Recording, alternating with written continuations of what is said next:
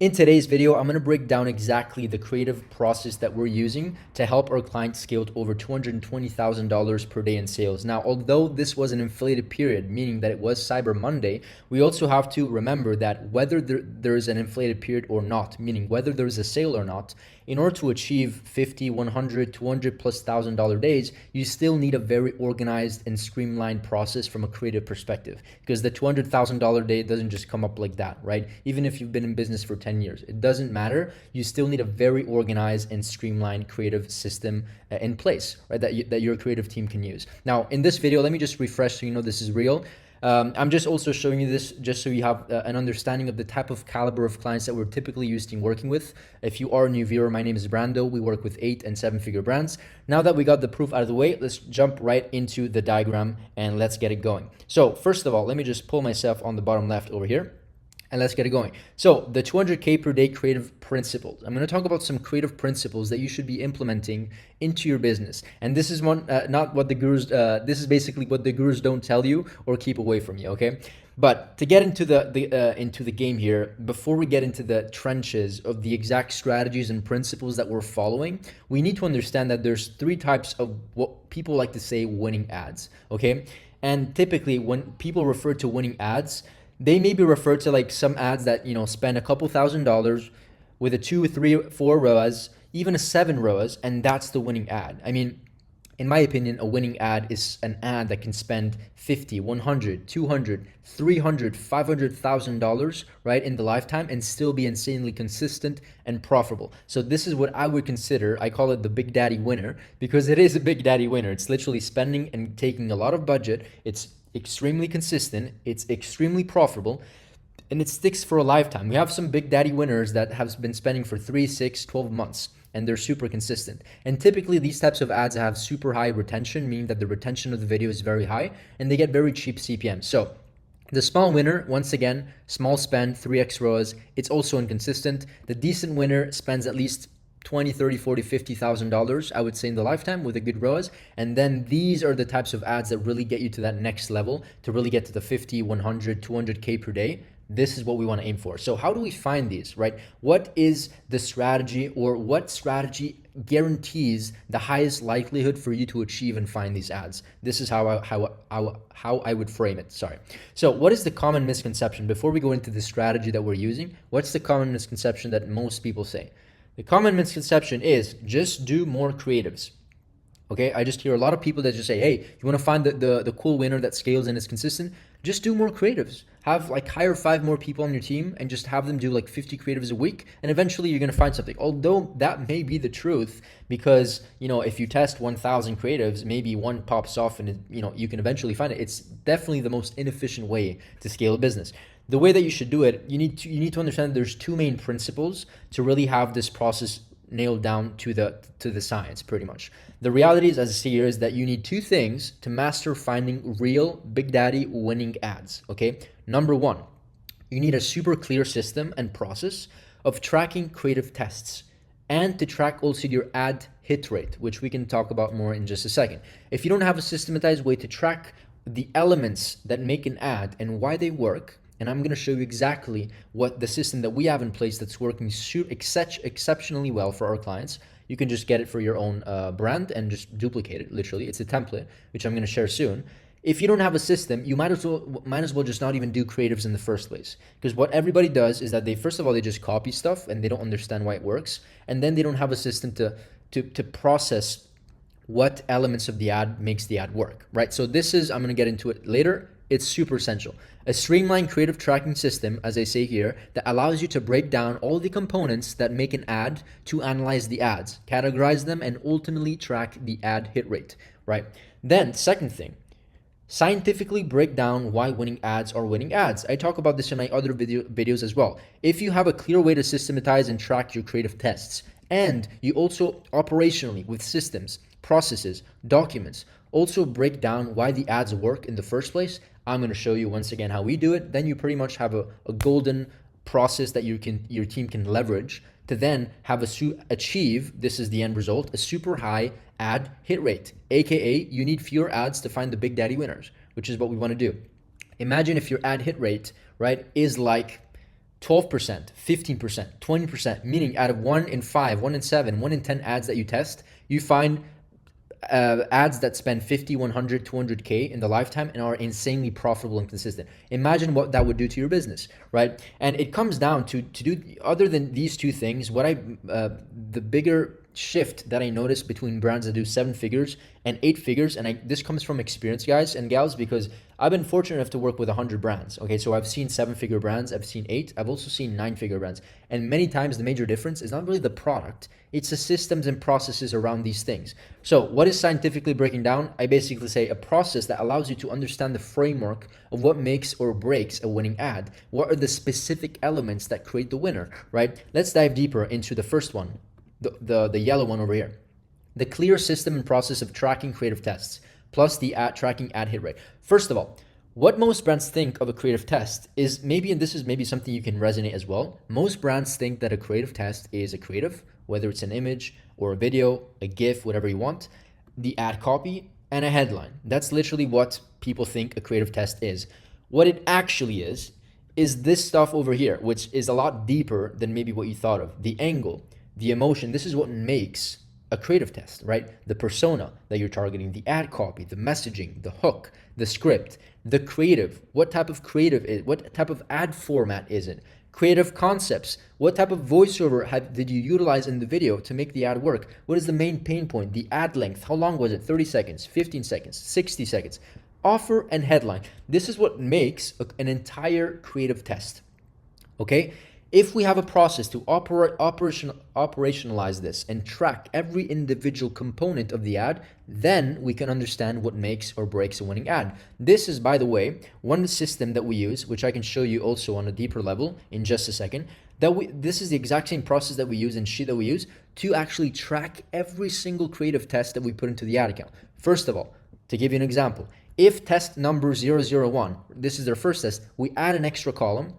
This is the ad set name. We like to name it like this with the test name, the product. In this case, this is a demo sheet. So product 1, us versus them. That is the creative concept. Is it an us versus them? Is it a raw UGC video? Is it an AI UGC video? And then we frame. In some cases, also we add the angle that we use, and then whether it was an image, a video, or a GIF. So this is how we name it. And then we track every single singular element that makes this ad: the marketing angle, the emotion, the avatar, the hook, the messaging, the copy to the link to the copy, whether it was an image or a video or a GIF, and then a creative link, and then there's many more that just doesn't fit in here, honestly. So once we have all of these columns, guess what you can do? You can track things like win rate.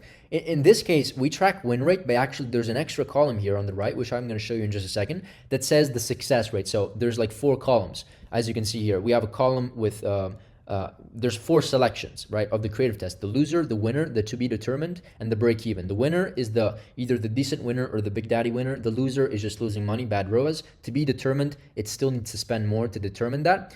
And then break even is just breaking even. So this is, for example, directly from a client dashboard, we're achieving at 11.8. So basically 12% win rate, ad hit rate or win rate, it's the same thing. And so this gives us a very good indication that we're actually ready to scale our creative process. It doesn't make sense to scale your creative process and do more creative, right? Which is the big misconception that people think, just do more creatives. We can't actually do this if we don't have a good hit rate, because if our hit rate is like 3%, then we can't just do 200 ads a month. It doesn't make any logical sense, in my opinion, at least, right? And systems break, your team burns out. Basically, burning out means that when you're doing something for a long time and you don't see success, only 3% of the time you see the success. It's too low. It burns you out. The team is not satisfied, right?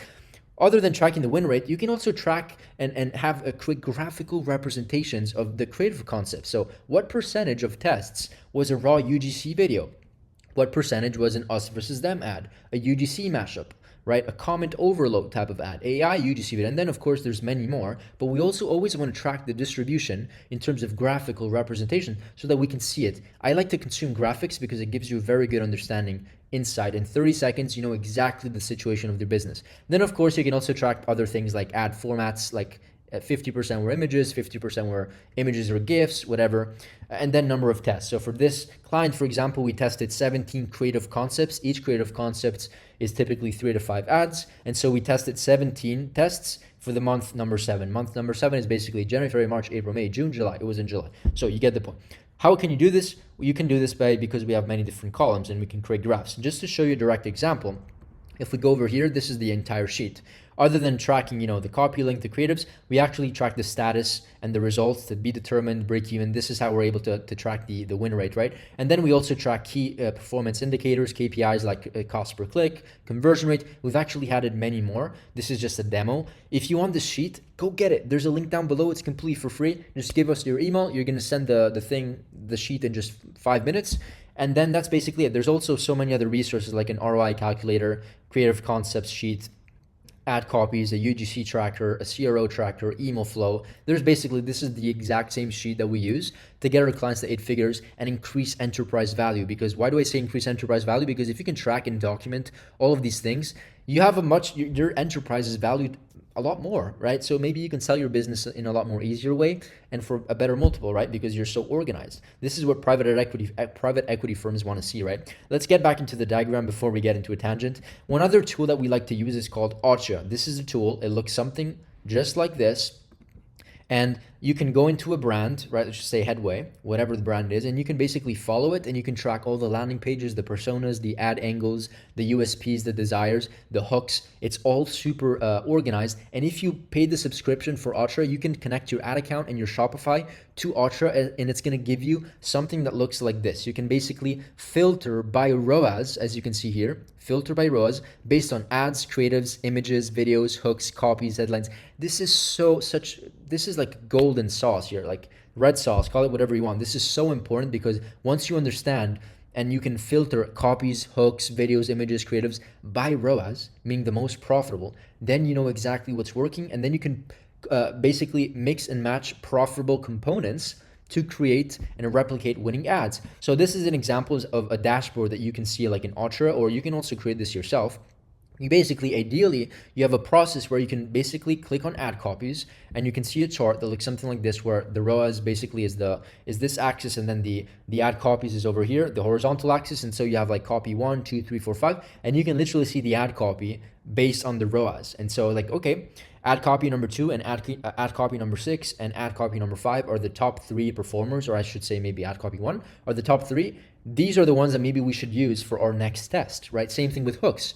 Imagine if you have just such a breakdown of every single component of your ad, filter by ROAS. Literally, that's such a gold mine, okay? So this is super, super important. Let's talk about our next talking point, which is scientifically breaking down why winning ads are winning ads. This is basically what I'm referring to, the 2 steps that I talked about at the beginning of the video, right? So let's get into step number 2.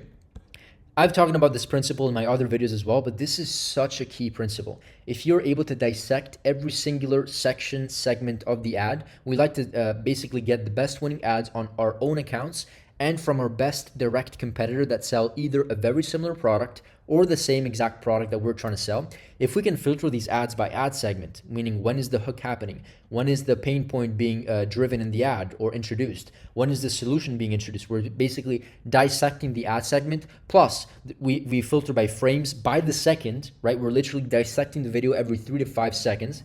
Then we do the same thing with B-roll shots. What are the required B-roll shots to actually make this ad work or replicate this exact same ad?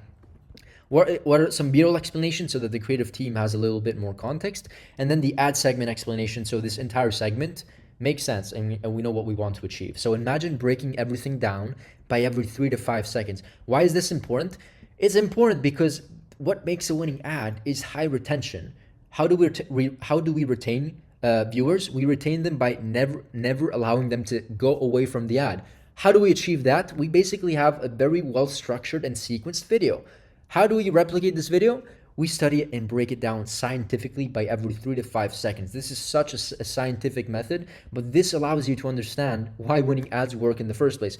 If you are not a new viewer, you're probably tired of hearing me speak about these things, but hey, this is what actually differentiates our process and what allows at least our clients to get to 30, 50, 100, in this case, $200,000 days. Of course, sometimes clients scale to $200,000 per day, not just because of this. It's a component of CRO, other teams, our systems, our processes, but overall, this is such an important detrimental step to making ads work on Meta or social media. Now, once we break it down, then we also want to have a good understanding of what is the ad framework overall, right? That looks something like this. And what are the buying triggers? What triggers people to buy? Within this ad, what are the triggers that allow people to say psychologically, hey, this is interesting. I want to learn more about it. I want to click through this ad and I want to buy it right now. What are the buying triggers? And so you can actually do this with ChatGPT. We have a document that we actually do this for our own clients that looks something like this. Let me just open it up so you see it. So this is what it looks like. Let me just zoom out a little bit. But this is like a 33-page document. Not sure if you can see it on the side. It's 33 pages long. This is literally a 33-page document. But we do this exact same process that I just showed you over here. The framework, the buying triggers of the ad, and this step-by-step creative framework or breakdown, scientific breakdown. We do it for all of our clients. And what we do is that we break down the best winning ads of the client and of the direct best competitor. And so we have the ad framework. We also have the buying triggers of the ad. In this case, the winning ad is a podcast style ad. And so we're breaking this down. You see, this is the podcast. And, I've shown you the diagram horizontally in my in the free form over here. This is the exact same thing, but it's done vertically just because it's easier to present to the team, or else horizontally, it's a bit confusing. But you see by the frame, 2 to 9, second 2 to 9, second 10 to 15, 16 to 17, 18 to 25. This is basically where we're breaking down exactly what's happening. Speaker number 1 is a woman talking. They're talking about this, and they're explaining this, this, and that. Same thing with other ads like this. Another ad, another ad, another ad. We're basically being so scientific and like Freudy and kind of like nerdy about this, but this is what makes or breaks, I think, a business, in my opinion. Understanding why these things are working in the first place, okay? I'm going to move on. You're probably tired of me hearing about these things. Now that I've gone through these two core principles, let's actually go through some important aspects. I like to call them the main components and overall strategies we leverage to find winning ads at a higher rate. This is not going to guarantee you that you're going to find a winning ad, but it's going to drastically increase the chances of you finding that winner. These are the components and strategies that typically winning ads have so that you can leverage them for your own business and take advantage of this, okay? These are the things that I've learned in terms of the last 6 to 7 years I've been doing this. First of all, the winning ad typically has a very clear transformation. There's a current state and there's a future state. You could do this by selling furniture. You can do this by selling a dress. You can do this by selling skincare, whatever you want. You can always allow a transformation to happen. If you're selling a rug, you can show a before and after in the first 5 seconds of an ugly home without a rug and then a beautiful home with a rug, right? And then you can talk about the body of the video, and that's basically the rest. So this is how we basically frame most of our videos, right? If I can do this, basically what we want to do is, if I can replicate this, what we want to do is that we want to basically have a system where this is the hook, right? The hook of the current and future state should be the hook, or at least should be tested. This is the entire hook, and then the rest of the body of the video is the transformation of from the current state to the future state. So this is second 0 to 5, and this is second 5 to 30, 5 to 60, whatever, how long the video is. So here is instant results, and here is the explanation, where then you add also basically frameworks like this one, like credibility, proof, introduction to the problem, the pain point, the transformation of the video, right? So hopefully you got my example over here. But this is just an example of things that happen with winning video. So best practices are, when you partner with a creator, a content creator, ask for B-rolls from the current state and the future state. This is an example of a company selling bras, okay? The current state of old bras, or the bras that are bad, is that it irritates your breast, or you have saggy boobs, or the boobs that are slipping on the side, right? If you're like a plus size woman, uncomfortable. This is B-rolls from current state. So like traumatizing people with like literally showing them that they have red marks, they have saggy boobs, that they're unhappy. And then the future B-rolls, and B-rolls are like pieces of footage, right? B-rolls of the future state is like no irritation. It's anti-slip. It looks seamless. So a creator like looking beautiful with the bra, and then it's breathable fabric so that you're not sweaty, and it causes also maybe irritation. So once again, current state, future state, this has to be an element that is present in your ad to make it a winner. That's number one. Number two, winning ads have high retention. This is what an average ad looks like, right? Maybe a very good hook, 80% stick, 50% stick, whatever. And then the percentage of the retention just goes down and goes down and goes down. Typically, a winning ad does not have, like a real winning ad doesn't have a retention that looks like this. It has a retention that looks something like this, where the winning ad is retaining 80% of the people in the first 5 to 7 seconds, then 60% are retaining in the next 20 seconds, and then 50%, then maybe like 30-40% of all the people consuming the ad watch this entire ad. What allows high retention to happen? What is the byproduct of high retention? It's lower CPMs, it's better cost per clicks, and it's lower cost per acquisition. Of course, assuming the ad is direct response, right? If it's like an ad of a cat just speaking with no reference and it doesn't touch the right pain points, it could be a high retention ad, right? You could have amazing cost per clicks, but if there's no direct response element to it, a winning script as well, then there's probably no profit, right? So that's of course assumed.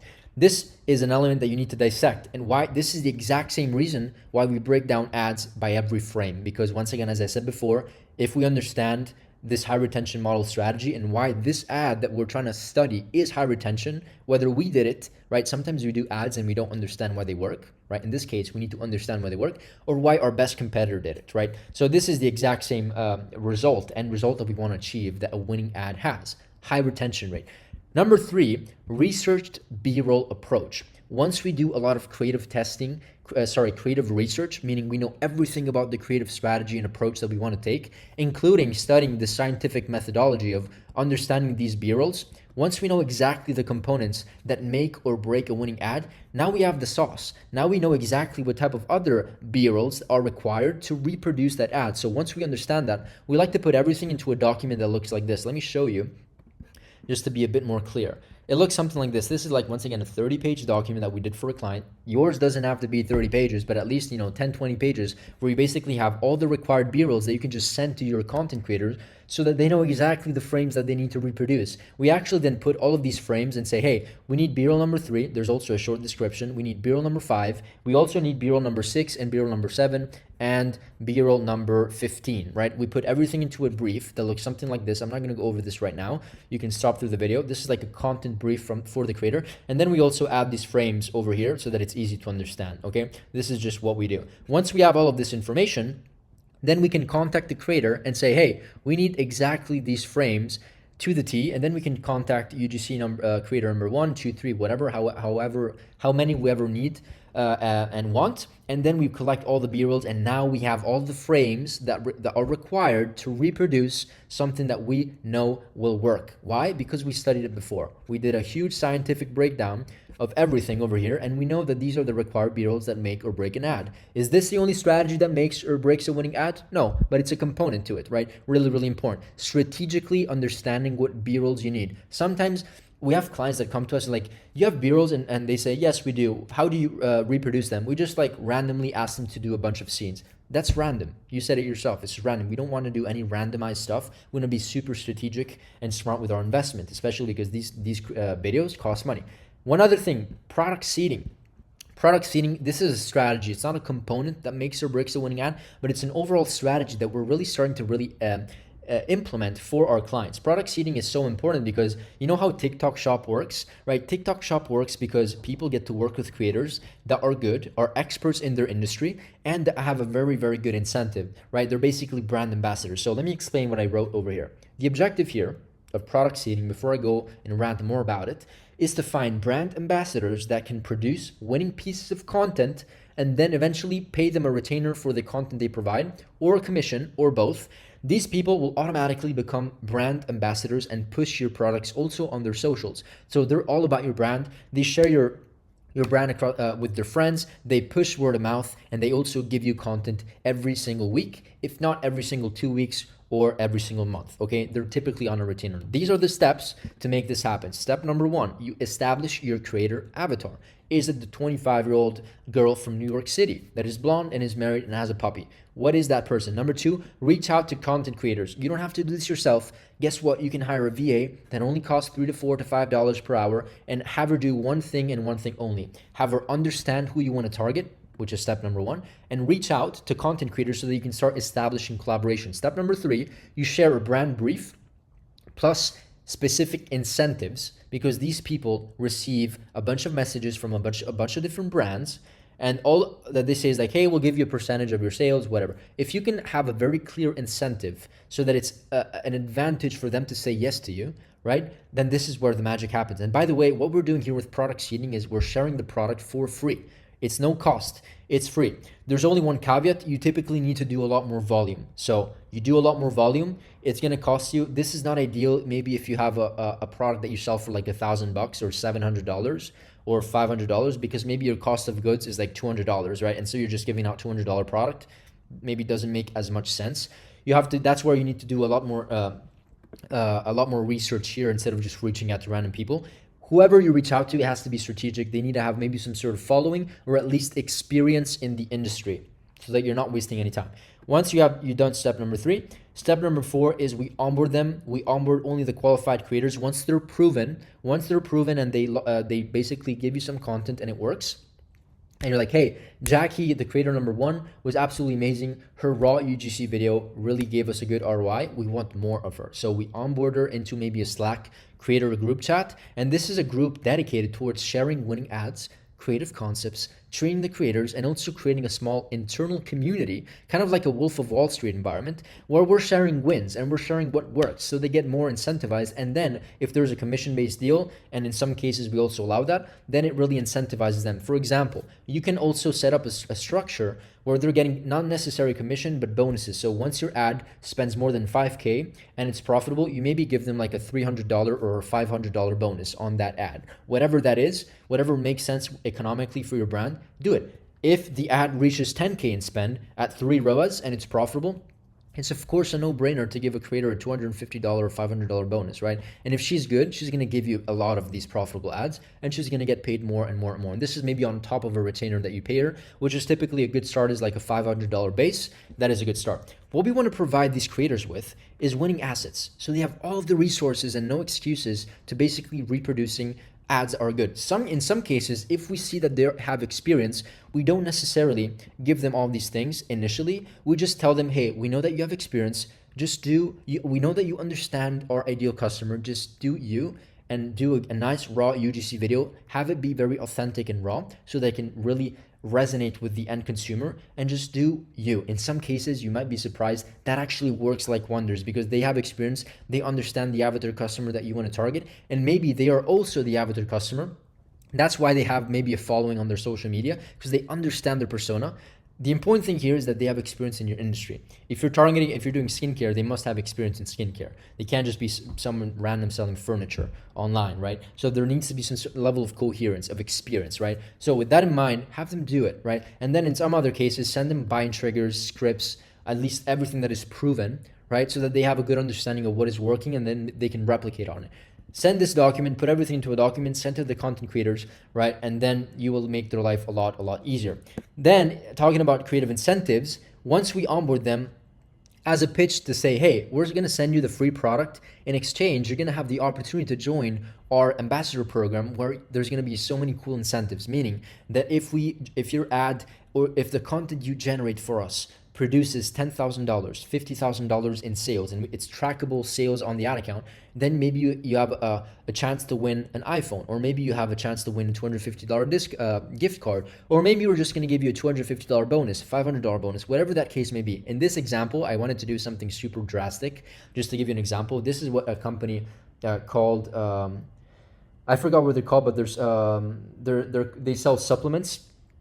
And essentially what they do is that this is on TikTok Shop, but they essentially give away, like once the creators achieve a 4K GMV, right, sales on TikTok Shop, people can win like iPhones up to like a car, right, which is absolutely insane. You don't have to give away a car, but we want to also compete and have an incentivizing offer so that these people say yes, okay? So this is really important. That is it for this video. These are just some elements that make or break, some strategies and components that make or break a winning ad based on my experience. And these are once again the 2 trackable important things that a winning ad needs to have. You need to be able to have a system to track your win rate, your creative tests, break down an ad, and also scientifically break down why the ads that are winners actually are winning in the first place. I hope this video was valuable. I know that it was a bit long. Let me know if you have any questions. And by the way, before I end this video, if you are a brand doing at least $100,000 a month and you want a free audit, and of course you want to explore the opportunity of working with us and partnering with us as growth partners so that we can grow together as partners, just click a link down below. I'll see you on that call, and definitely I'll see you in the next video. Bye.